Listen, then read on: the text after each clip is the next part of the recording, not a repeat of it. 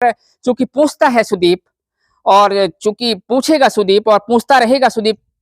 जिला कलेक्टर सिवनी से पूछना चाहता है कि आखिर आप कब इस मामले को उठाएंगे, आखिर आपके द्वारा क्यों कार्रवाई नहीं की जा रही है। इसे जबलपुर जिला कलेक्टर द्वारा एक आदेश पारित किया गया है जिसमें उन्होंने कहा है कि 100 क्विंटल से अधिक धान अगर पाई गई तो जो संबंधित व्यापारी है उसके ऊपर कार्रवाई तो होगी ही, बताने वाले व्यक्ति को 5,000 रुपए देने के साथ साथ उसका नाम भी गोपनीय रखा जाएगा। क्योंकि मूंग घोटाले में तो यही तो हुआ है कि फर्जी तरीके से सिकमी बटाईदार और पट्टाधारी किसानों के तहसीलदार की आईडी से सारे जो है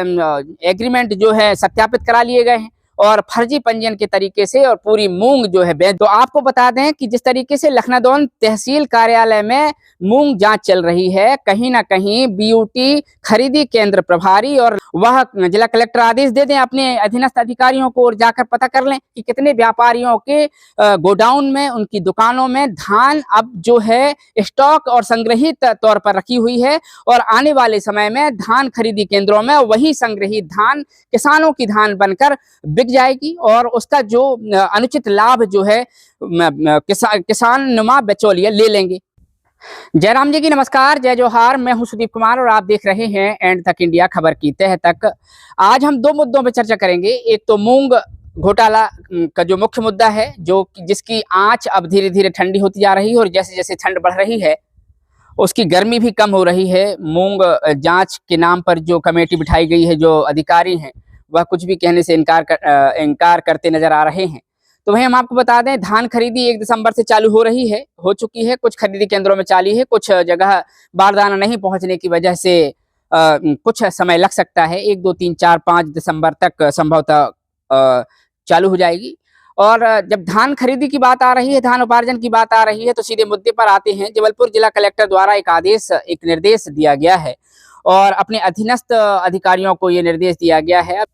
जिला कलेक्टर जिला उपार्जन समिति में सदस्य होते हैं, शायद संभवतः मुझे जानकारी है कि वह अध्यक्ष भी होते हैं।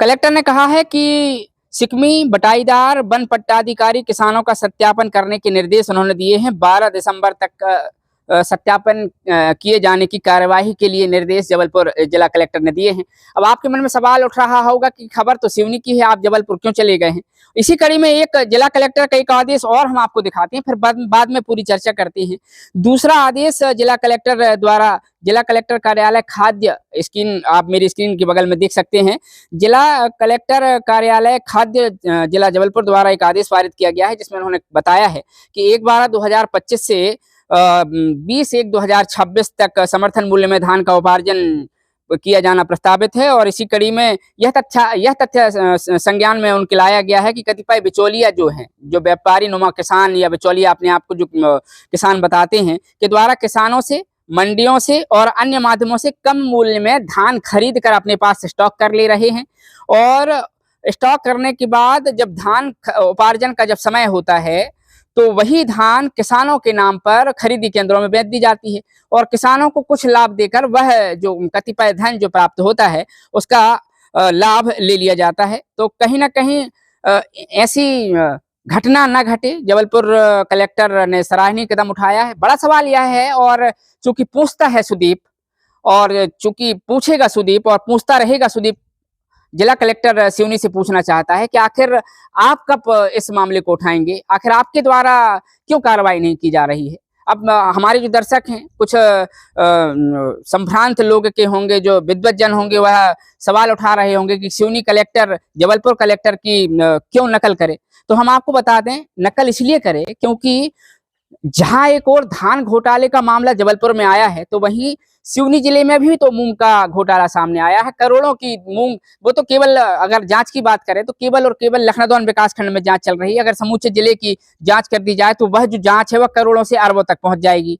बड़ा सवाल यह है कि मूंग की जो जांच हो रही है वह जांच यही तो हो रही है कि आखिर जब मूंग हुई ही नहीं है तो वह मूंग लखनदौन के विभिन्न खरीदी केंद्रों में कैसे आ गई। अब उसी परिप्रेक्ष्य में हम धान खरीदी के मामले में अगर आते हैं तो धान खरीदी में भी तो यह संभव हो सकता है कि किसान नुमा बिचौलिया जो है धान को एकत्रित करके स्टॉक करके रख लिए हैं।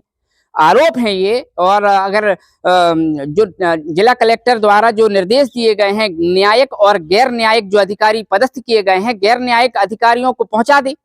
वह जिला कलेक्टर आदेश दे दें अपने अधीनस्थ अधिकारियों को और जाकर पता कर लें कि कितने व्यापारियों के गोडाउन में, उनकी दुकानों में धान अब जो है स्टॉक और संग्रहित तौर पर रखी हुई है, और आने वाले समय में धान खरीदी केंद्रों में वही संग्रहित धान किसानों की धान बनकर बिक जाएगी और उसका जो अनुचित लाभ जो है किसान नुमा बिचौलिए ले लेंगे और किसान जहां के तहां रह जाएंगे। तो मेरा जिला कलेक्टर सिवनी से जो है, मेरा शीतला पटले जी से हमारा आग्रह है, निवेदन है, और इसे आप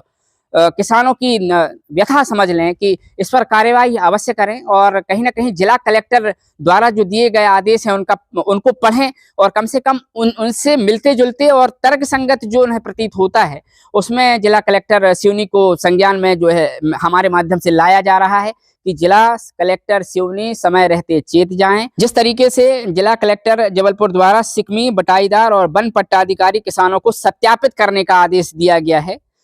जो कि लखनादौन शहर समूचे जिले में हो चुका है, किंतु एक बार पुनः सत्यापन करा लेने में कोई बुराई नहीं है, क्योंकि मूंग घोटाले में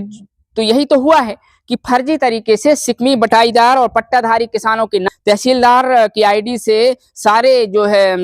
एग्रीमेंट जो है सत्यापित करा लिए गए हैं और फर्जी पंजीयन के तरीके से और पूरी मूंग जो है तो आपको बता दें कि जिस तरीके से लखनादौन तहसील कार्यालय में मूंग जांच चल रही है, कहीं ना कहीं बीयूटी खरीदी केंद्र प्रभारी और आदिम जाति सेवा सहकारी समिति प्रबंधक के ऊपर भी आरोप लग रहे हैं कि उनके द्वारा भी जो है बड़ी तादाद में करीब करीब 2 से 2,500 क्विंटल की तादाद में मूंग बेची गई है, जिसकी जांच होना भी बाकी है। वह जांच कब होगी? यह निर्देशित कर दिया गया है। अगर निर्देशित कर दिया गया है तो कम से कम एक प्रेस नोट जारी कर दें तो लोगों को तसल्ली तो हो जाए, लोगों को हमारे माध्यम से यह कहने का मौका मिल जाता है कि कहीं आपकी सेटिंग तो नहीं हो गई है। क्या बात है कि मूंग का घोटाला या मूंग की जो जांच या मूंग की जो घोटाले की आवाज आपके द्वारा उठाई जा रही थी वह धीरे धीरे धीमी हो रही है। तो हम अपने दर्शकों को बता दें, चूंकि अधिकारियों को हमें कोई जानकारी अवगत नहीं कराई जाती है, इसलिए मजबूरी में हम अपने दर्शकों को मूंग घोटाले के संबंध में कोई भी जानकारी देने में असमर्थ होते हैं। बहरहाल बने रहिएगा और धान खरीदी में भी हमारी नजर बनी रहेगी। समूचे जिले में हम प्रयास करेंगे कि सभी जगह हम इसमें नजर बनाए रखें। और एक बार पुनः जिला कलेक्टर को मैं निवेदन करना चाहूंगा, हम अपने चैनल के माध्यम से, किसानों के माध्यम से हम अपील करना चाहेंगे कि जल्द से जल्द अपने अधीनस्थ गैर न्यायिक अधिकारियों के माध्यम से व्यापारियों की यहाँ रखी हुई धान जो स्टॉक में रखी हुई है उनका सत्यापन करा लेना चाहिए, कितनी तादाद में वह धान रखी हुई। जिसके से जबलपुर जिला कलेक्टर द्वारा एक आदेश पारित किया गया है जिसमें उन्होंने कहा है कि 100 क्विंटल से अधिक धान अगर पाई गई तो जो संबंधित व्यापारी है उसके ऊपर कार्रवाई तो होगी ही, बताने वाले व्यक्ति को 5,000 रुपए देने के साथ साथ उसका नाम भी गोपनीय रखा जाएगा। तो यह एक सराहनीय कदम है, सिवनी जिला कलेक्टर को इसका अनुसरण करना चाहिए। बने रहिएगा, फिर किसी नई अपडेट के साथ मुलाकात होगी, तब तक के लिए विदा लेते हैं। जय राम जी की नमस्कार, जय जोहार। कैमरा पर्सन पप्पू यादव के साथ सुदीप तिवारी की रिपोर्ट।